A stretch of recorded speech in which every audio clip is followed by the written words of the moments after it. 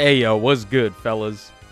It's your boy here, and we are back for another Mythic Heroes installment for Fire Emblem Heroes. So why don't we go ahead and run this bad boy and see what's up. Now, as far as predictions go, I don't really know. I mean, maybe like Sombron, I guess, from Engage is one thing people have been throwing out there. Oh! Whoa, hold on. No, they didn't. You have got to be kidding me. They actually did it? Old Graybeard? What? Holy sh... That art, bro. Ipe, they could not have chosen a better artist. Oh my god. Okay, so we have Athos the Archsage here. He is going to be an anima defensive hero, giving the defense blessing and also unlocking for the first time ever the bonus slot for defense teams. Now, that's going to be interesting in and of itself, but bro, it's freaking Athos, yo. This is Fire Emblem Gandalf. This is the High Mage. This is the level 10 Omni Wizard that can use every spell. This is like... This is such a huge deal. Okay, he's going to be a Blue Tome Infantry type. Looks like he's got Areola, which I would have expected him to have. Like Guinevere keeps on stealing from him. Alright, Blessed Areola, 14 might and 2 range, effective against Tome. Okay, that's already good. -1 special trigger. For allies in 3 rows or 3 columns centered on unit, grants attack, defense, and res up 5 during combat. And also, if allies attack can trigger allies special, grant special cooldown count -1 to ally before their first attack during combat. And also, if ally cannot perform a follow-up attack and attacks twice. Or, yeah, if ally cannot perform a follow-up or attack twice, grants a special cooldown count -1 to ally before their first attack during combat. Okay, so he could possibly be giving support -2, so like full rally spectrum support. Alright, also, if there is an ally in 3 rows or 3 columns centered on unit, grants a bonus to attack, defense, and res equal to 20% of units res at the start of combat +5. Deals damage equal to 20% of units res, excluding on AoEs. Reduce damage from foes' attacks by 20% of units res. And grant special cooldown count -1 to unit before unit's first attack during combat. Okay. So far, I mean, so far, this is like a page straight out of Guinevere. Also, if there is an ally in 3 rows or 3 columns centered on unit and foe uses magic, grants attack up 10 to unit during combat. Oh, that's interesting. And also, if foe initiates combat, unit can counterattack before foe's first attack. Wow. Yes, Vantage. Why does he have Vantage? That's a very strange thing for Athos to have. There's no mention of him ever having anything like Vantage in the original FE7, but okay. Oh, he has a unique special, Frost Moon. 4-hit cooldown. When special triggers, boost damage by 70% of units res, and neutralize foes' damage reduction effects from non-special skills. If unit cannot perform a follow-up attack and attack twice, grant special cooldown count -1 to unit before unit's first attack during combat. Yeah, I mean, that's okay. It's just like a higher cost, like no quarter. Wait, is this inheritable? That sounds like it could be inheritable. That's just like a new version of Glacies, basically. I mean, after this, we're going to take a look at the Twitter, though, and we're going to see, like, what skills are inheritable on this banner, but that looks like it's inheritable. Okay, Beyond Reason, his unique A-slot passive, grants attack, defense, and res up 10. If foe initiates combat or foe's HP is over 75% at the start of combat, grants a bonus to units attack, defense, and res equal to A plus B, where A is 2 times the number of penalty effects active on the foe and foes in 3 rows or 3 columns center on that foe. excluding stat penalties, and a max of 12. And then B is 2 times the current penalty on units' respective stats. Calculates each stat penalty independently. Nullify foes' bonuses to attack and res, and reduces damage from foes' first attack by X% during combat, including their brave attack. And then also, if foe can make a follow-up attack, X is 80, otherwise X is 40. And recover 7 HP after combat. Huh. Interesting. Okay, so he's going to have a ton of attack, defense, and res, and then I'm guessing speed is a dump stat for him. Which is already better than Guinevere, because Guinevere, I mean, one of the things I didn't like about Guinevere is that she doesn't have enough defense. Like, they gave her, what did they give her? Like, percentage-based res DR? 20% of her res, I believe it was. But then her defense is, like, so bad that it doesn't really help her much. This guy's gonna have defense, and guess what? You can give him Lagoo's Friend if you want to. If you don't want to run Attack Res Discord, you give him Lagoo's Friend. He has a 4-hit special. I'm pretty sure his special Frost Moon is inheritable, because he has a unique passive. That's going to be a game changer, I get. Maybe? Is this a game changer for tome units? It depends, I guess, if there's also movement restrictions involved as well, like with Flare. Alright, then he's got Attack and Res Discord, which is a repeat, and then Pulse Up Ploy, which is another repeat. That one's from, who was it, Ash Ketchum from Pallet Town. Alright, he is fighting Nurgle, which is exactly who we would want him to fight. Perish in Flame. I love how he says that, and he doesn't have Forblaze. It kind of looked a little bit more like Forblaze than Areola there, his animation. Okay, now I guess here they're just going to show off his support abilities, because he's giving, like, cooldown reduction support to allies that are in 3 columns and 3 rows. Oh, we have another unit. Oh, okay, so it's one of those 2-in-1 combo batches. Alright, so we're getting Ayra here. Ayra's going to be a legendary water hero. Talk about random. They couldn't give us double mythics. Like, make her another, like, reinforcement slot legendary hero or reinforcement slot mythic hero, because right now those are in very hot demand because we only have one. Okay, but Ayra drawn not by Suzuki Rika, who is the only person I honestly want drawing Jugdral characters. Makimura Shunsuke. Okay. I don't know. In my personal opinion, there is better Ayra art in the game, but okay. So she's going to be a sword infantry type. Already, I mean, Athos is already stealing the show. People have wanted Athos. I have wanted Athos for years. So, I mean, poor Ayra is going to play second fiddle here, but Ayra is very badass. All right, Sword of Isaac. Oh, so she's going to have her royal blood, hopefully, or reference it somehow. Okay, so she's got 16 might, 1 range, -1 special trigger. At start of turn, if unit's HP is over 25%, grants second speed up 6, potent follow, and nullify foes' bonuses during combat to unit and allies in... Whoa. You know, I kind of thought that this was going to happen. That a unit was going to grant potent follow as a support effect start of turn. I just didn't think it was going to happen this soon. So, okay, now all of a sudden people can just have potent follow-up without having to run Potent as a B skill, which is good. Obviously, for a lot of units, particularly Brave Attack units. And literally, we just got a Brave Attack support earlier with the Desert Marissa. So now we have, like, full-on Brave Attack support, and we also have Potent support. There's quite a lot going on there. Okay, at the start of combat, if unit's HP is over 25%, grants a bonus to all stats equal to 5 plus 15% of unit speed at the start of combat. And also, if Potent Follow X has triggered and X is greater than or equal to 99, then X is 100.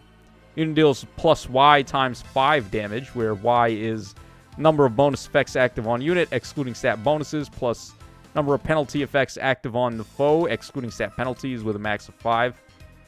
So, in other words, possibly plus 25 true damage. Excluding on AoEs, and then also Reduces damage from foes' first attack by Y times 3 during combat on their first attack and their brave attack. And then also when the foe's attack triggers their special, then she also gets another Y times 3 DR. So that's kind of like the not Excel. What is it again? Clash, not Clash either. It's the Clash icon. I can't remember right now. Excel, I think it is. It's too late in the night. I was getting ready to go to bed prior to this. So, yeah, you know which one I'm talking about. The one that gives you flat DR and then further flat DR when they pop a special. So, she's got that. Basically 15 points because Y has a max of 5. And she can proc that twice. So that's like 30 points of DR if the enemy procs their special. And then at the start of combat, if unit's HP is over 25%, recovers 7 HP to unit after combat. Alright, and then Potent Follow, they're explaining right there. Not every unit is able to use Potent Follow to 100% efficacy.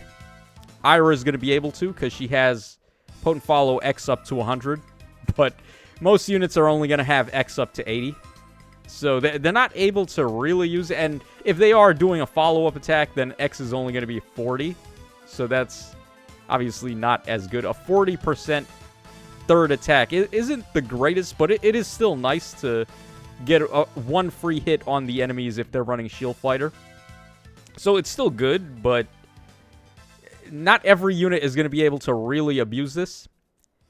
Okay, so Crusader's Astra looks like a unique special here. 2 hits. When special triggers, boost damage by 40% of unit speed and nullify foes' damage reduction effects from non-special skills.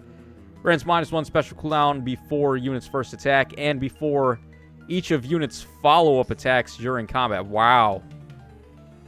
So wow, that on every attack that she does, that's a lot. And also when unit special is triggered during a follow-up attack, prevents foes' specials that... Whoa, boy. Prevents foes' specials that are triggered by unit's attack. So Pavis and Godlike Reflexes are out of the question. Holy shit. Yeah, no, that's pretty good.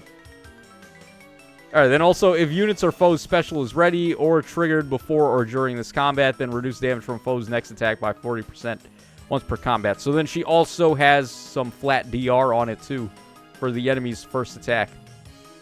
Or their next attack, rather. Yeah. That's pretty good. What else does she do? Yeah, there it is. Excel. That was the skill I was having a hard time remembering. Speed Taker 4 again. Kind of early to get this again, because we already got it on Lyn.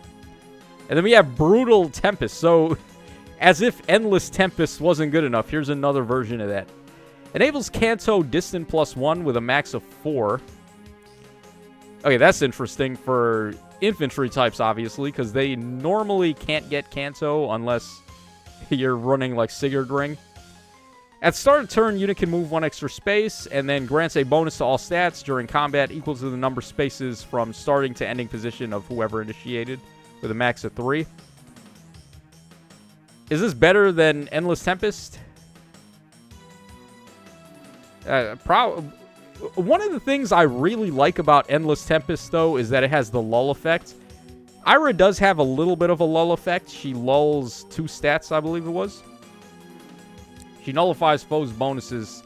Oh, no, she just gets full-on nullify foe bonuses on her start of turn, like, bonus effects that she gives herself and allies. So she doesn't even care about Endless Tempest. Her, personally. But other units, I think they probably want Endless Tempest, because being able to nullify foes' bonuses in combat is pretty good, especially when every single unit now just comes built in with 2 stats up 6 to themselves and allies in 2 spaces. So that's one good thing about Endless Tempest that people really fly under the radar on. It's one of the reasons why Felix has such good matchups in a lot of situations where the enemies just can't have bonuses and he can. So, yeah, I mean, that I think is good for other characters, but certainly for this unit here, Brutal Tempest is going to be the way to go. Wow, they gave us 2 good characters here. I'm pretty impressed. And it's nice to finally be getting more Ayra alts after how many years? You would think Ayra, because out of all of the Swordmaster women that are, like, badass, because every game's got them, like the Carlas and the Marissas and so on and so forth. Every Fire Emblem game has got their badass Swordmaster woman. Ayra was really the one out of all of them. I would say she's definitely the biggest one. Alright, here we have stats for her. So 40 HP. She's getting +6 to attack and speed. We saw that on her weapons. So 60 attack, 49 speed. Getting a bonus to defense from somebody. Actually, I have no idea which one of these units is giving defense. Let's just say 40 defense for now and then 31 res. But her defense is going to be a little bit lower. Might be 34 if she's getting +6. They have her up against Pajazzi, which is a weird choice, but okay. I mean, they should have showed her off against someone with Shield Fighter and Pavis, because she does have the ability to nullify Pavis. So that would have been pretty funny. You know who she reminds me of? She's kind of like Emblem Marth, except like 50 times better. Because Emblem Marth has got the potent... Emblem Marth, people have been talking him up like he's some kind of guy when he's fighting these Shield Fighter dragon types. Which, I mean, there are some particularly good dragon types that you can go for right now. So I guess it's fair. But to be completely honest with you, I mean, Marth is just not cutting it no more. So I would much rather run a unit like Ayra in this day and age. Alright, so this is going to be our banner. So on red, of course, we've got Ayra, we've got Mythic Needhogger, and then we have also Arcane Marianne. Interesting choice. Yeah, well, it's a good red pool. You have Needhogger there. That automatically bodes very good. Then on blue, we've got Athos, of course. Who else is here? Timera, and then also Emblem Celica. So that's also a pretty solid blue pool. Yeah, dude, Timera's an attuned hero with Lagoo's Friend and Time's Pulse Echo, and she's a really good Omni tank. Celica, of course, has got her... If you don't have a copy of Celica, then probably definitely want to try to get her. Okay, then over on colorless, we've got Legendary Male Alir. We have Mythic Gulvig, and then we have... I think Ash was colorless, or... No, not Ash. Lay Radar. He's the guy. Alright, not as impressive colorless pool. And then finally on green, we've got Legendary Robin, Fogado, and Ash. Yeah, the two colors that feature the new heroes are good, for sure. Blue and red, I think, are awesome. Colorless and green, not so much. So, yeah, let me know your thoughts in the comment section down below. I can't believe we finally got Athos, man. I was deadass expecting, like, Sombron, because... That's who I think a lot of people were expecting. Because last time, in this time slot, we got, who was it? I think it was like, we've been getting consistent final bosses. We had Lumera one time for Engage. And then we also had, like, Fomortis in this time slot. And Goto and, like, things like that. So I think people were expecting Sombron. I'm surprised they actually did it. They ended the meme. He is here. And he looks pretty awesome. So, hold on. Before we get out of here, let me just also take a look on Twitter real quick. Let's see if they have the skill inheritances posted. That's the one final thing we need to take a look at. And it looks like that is indeed the case. So, I found it. Let's go ahead and turn the screen back on. Okay, so check it out, guys. Brutal Tempest is infantry and flyer only and melee only. And it looks like beasts and dragons, too, which is nice. And then Frost Moon is, in fact, inheritable. And it's for all movement types. And it's also tome. So, they did us a solid, man. They actually gave us what we thought Flare was going to be. It's just called Frost Moon. So, I guess cold is better than heat in this particular case. So, let me know your thoughts in the comment section down below. This is your boy Tacho signing out. And I will catch y'all again on the flip side.